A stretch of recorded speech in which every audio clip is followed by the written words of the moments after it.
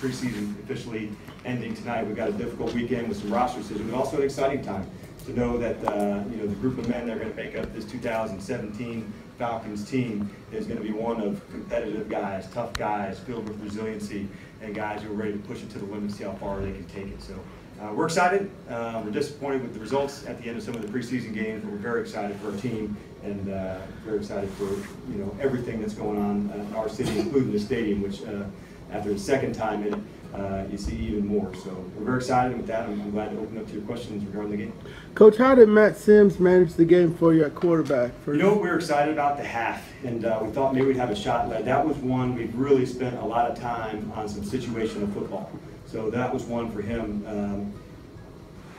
22 seconds or, you know, 24, something along those lines, where we had timeouts, we go and execute and get down the field. So some of the penalties knocked us out of some of the third downs that we would like, and you know, maybe there's a drop or two in there, but I thought overall Matt really showed himself well, and he showed that he can play in this league at quarterback.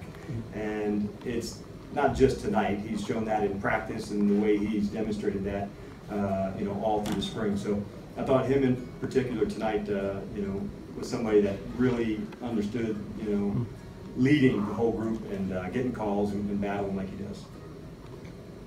I had the 5 guys that kind of jumped out: Ray Wilson, Hall, Grace, Niesman, and Odom. But I mean, your list probably more important than mine. I'm certainly not going to share our list with you, with all the you know, followers that you're going to have. So what I can tell you, we made a really big push on football in training camp. And we wanted to make sure that speed, that attitude really came to life. So we'll start with Bleedy, you know, and having 2 interceptions in the end zone. You can, you know, imagine what that does, you know, to your defense when you're able to flip the field in those spots. So 2 really big plays. Was it Odom that had the tip ball and the one that went to Niesman? Yeah. So just small examples like that to say, I'm going to strain to go make a play at the very end was good. And we're excited to see Grace. This was going to be a longer playing, extended playing time for him. He was playing alongside a really good veteran quite a bit of the time in Ish.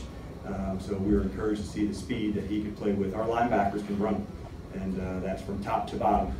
And the speed that they play with, it shows up on tape. It shows up on the way they hit. It shows up on the way they go after the ball. I've said it before, if I had a son, I'd want to play linebacker with Jim Holberg, because he will go to the end of the earth to find and develop and keep pushing. So they're in good hands, and certainly got some tough decisions at that spot as well.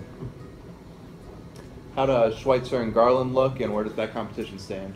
You know, we'll sit down over the weekend and kind of make our final push as we're heading into, you know, next week and into Monday. But I thought both guys really threw a very good camp, and we had great assessments, and we wanted to take it all the way through, including tonight, where we both played them at center and guard, and that was really by design.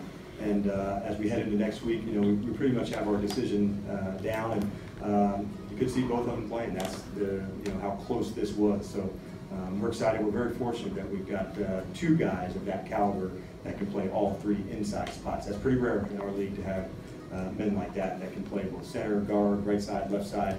And because of the training they've done, they're equipped to do that. With a lot more cuts now happening after the 4th preseason game, how does that change things for you and Thomas? Well, number one, we're in favor of the rule, and it allows more playing time for more players, and I think that's a good thing for our league. It gets more exposure, more looks, more evaluations, and really more opportunities for a guy to say, okay, I did a 1 game, 2 game, and maybe the